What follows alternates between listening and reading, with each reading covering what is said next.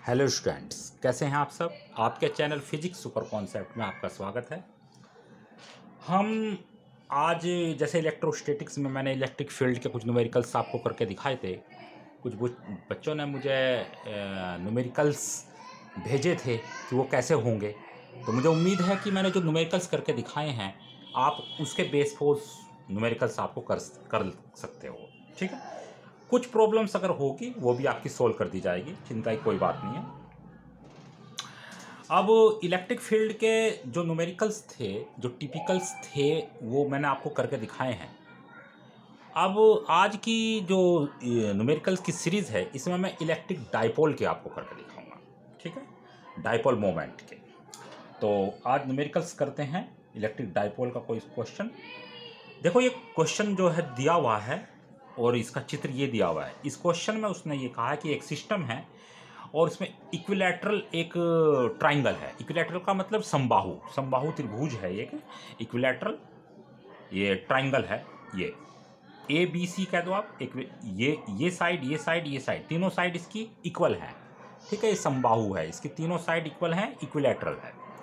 जब ये है तो इसके डेफिनेटली इसके एंगल कितने होंगे, 60 डिग्री के होंगे। ये हमारी कॉमन की सेंस की बात है कि जो इक्विलैटरल ट्राइंगल होते हैं उसके तीनों एंगल कितने कितने डिग्री के होते हैं, 60 डिग्री के होते हैं। ठीक है, इसमें यह है कि इसके टू कॉर्नर्स पर +2q कूलाम और एक पर -q और -q इतने चार्ज रखे हुए हैं। क्वेश्चन में पूछा गया है कि इस पूरे समायोजन यानी इस पूरे सिस्टम का नेट इलेक्ट्रिक डाइपोल मोमेंट बताइए। नेट इलेक्ट्रिक डाइपोल मोमेंट यानी हमको इसमें बताना है इस क्वेश्चन में P net equal question mark और उसकी डायरेक्शन क्या बताना है, डायरेक्शन। तो हमको उसकी डायरेक्शन बतानी है और उसका मैग्नीट्यूड बताना है। क्वेश्चन समझ में आ गया? तो चलो करते हैं ये क्वेश्चन। बहुत ही अच्छा सवाल है, मुझे उम्मीद है कि आप इसको समझ जाओगे। अब जरा देखते हैं। पहले तो आप ये बात बताइए कि इस पूरे क्वेश्चन में डाइपोल है कहाँ। डाइपोल होता क्या है? इलेक्ट्रिक डाइपोल क्या होता है? इलेक्ट्रिक डाइपोल टू चार्ज का ऐसा सिस्टम होता है जिसके एक सिरे पर -q और दूसरे पर +q, यानी दोनों पर इक्वल चार्ज होने चाहिए। यानी एक सिस्टम जिस पर -q और एक पर +q, यानी दोनों पर जो है इक्वल चार्ज होने चाहिए और दोनों अपोजिट होने चाहिए। उनके साइन क्या होने चाहिए? अपोजिट। तो क्या यहाँ पे आपको दिखाई दे रहा है कोई डाइपोल? देखो, क्या ये डाइपोल है? ये वाला क्या ये डाइपोल है? मैं चलो इसके नाम रख देता हूँ यहाँ पे, इस ट्राइंगल का नाम रख देता हूँ। ये हो गया हमारा A, ये हो गया हमारा B और ये हो गया हमारा C, ताकि हमको इसको पढ़ने में आसानी रहे। ठीक है, अब बताओ क्या इसमें कहीं डाइपोल आपको दिखाई दे रहे हैं? बताओ मुझे जरा सोच कर। डाइपोल क्या एक -q +q, देखो ये माइनस ये माइनस, तो ये तो डाइपोल नहीं हो सकता। क्या ये है -q +q, लेकिन यहाँ पे इक्वल चार्ज नहीं है। देखो ये माइनस का है, ये प्लस माइनस का 1 है और यहाँ प्लस के 2 है, तो इक्वल तो नहीं है ये, तो ये भी डाइपोल नहीं है। क्या ये डाइपोल है? प्लस माइनस, चलो इनकी नेचर तो अलग अलग है, लेकिन क्या इनके मैग्नीट्यूड इक्वल है?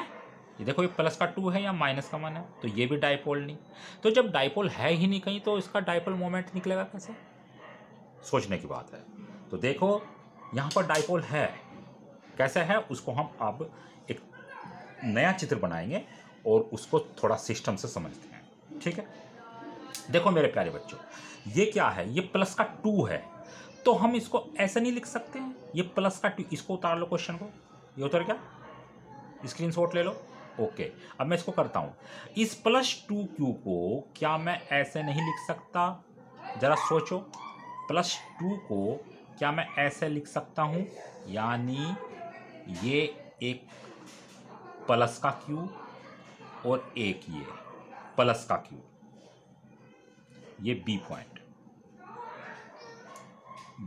यहाँ पे लिख देता हूँ मैं। बी पॉइंट यहाँ पे लिख देता हूँ कहीं,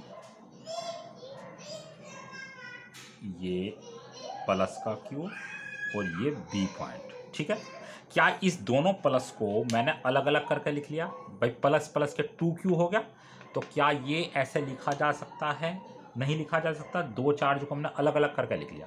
अब जरा देखो, ये प्लस का और ये माइनस का, देखो क्या है, ये बिल्कुल इक्वल हो गए और वो अपोजिट हो गए। यहाँ पे देखो, प्लस का क्यू माइनस का क्यू अपोजिट हो गए नहीं, यानी डाइपोल हो गए। यहाँ पे एक डाइपोल ये हो गया, कौन सा, ए बी, ये वाला भाई बी है ना, ये मैंने बी लिखा हुआ। एक डाइपोल तो होगा ए बी और एक डाइपोल हो गया हमारा सी बी।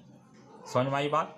ओके, जब ये आपको समझ में आ गई है, अब ये दो डाइपोल हैं, इन डाइपोल के कारण हम इसकी डाइपोल मोमेंट यानी द्विध्रुव आघूर्ण देखते हैं कितना होगा। मान लेते हैं ये जो डाइपोल है ए बी, इस डाइपोल के कारण जो द्विध्रुव आघूर्ण है वो P1 है, ठीक है। उसकी डायरेक्शन किस तरफ होगी, डाइपोल की डायरेक्शन किस तरफ होती है, माइनस से प्लस की तरफ। तो ये माइनस है, ये प्लस, तो इसकी मान लो इस डाइपोल के कारण, कौन से, ए बी, इस डाइपोल के कारण जो डाइपोल मोमेंट है उसकी डायरेक्शन इस तरफ होगी, ये ऐसा है। तो ये हो गया हमारा P1, ठीक है। इस तरफ देखो सी बी, ये भी तो डाइपोल है, इसकी डायरेक्शन किस तरफ होगी, इस तरफ, यानी ऐसे होगी ना, ऐसे, और इसकी डायरेक्शन होगी इस तरफ। ये आपको पता है ये कितने डिग्री का एंगल है, ये 60 डिग्री का है, तो डेफिनेटली इसके अपोजिट एंगल है, ये 60 डिग्री होगा। अब यहां देखते हैं, मान लेते हैं इसके कारण यहां पर डाइपोल मोमेंट वो P2 है, तो पहले P1 P2 हम निकालते हैं कितना होगा, ये 60 डिग्री होगा, तो ये भी कितना होगा, 60 डिग्री। तो P1 देखते हैं, P1 किसके द्वारा है, इसके चार्ज, यानी इस डाइपोल, तो डाइपोल ए बी, यहाँ पे लिख देंगे डाइपोल ए बी। तो डाइपोल ए बी से हम P1 निकालते हैं पहले। P1 इक्वल क्या होता है, P का फॉर्मूला क्या होता है डाइपोल मोमेंट का, P equal Q into 2L, होता है नहीं होता है, Q क्या होता है, कोई भी एक चार्ज, भाई ये माइनस Q, ये प्लस Q, तो इसका कोई भी चार्ज Q, और 2L का मतलब ये इनके बीच की डिस्टेंस कितनी है, A, यानी P1 हो जाएगा हमारा Q इंटू A, और इसकी डायरेक्शन क्या होगी, इसकी डायरेक्शन होगी ए बी, इस तरफ है ना, तो इसकी डायरेक्शन होगी ए बी दिशा में। समझ में आया?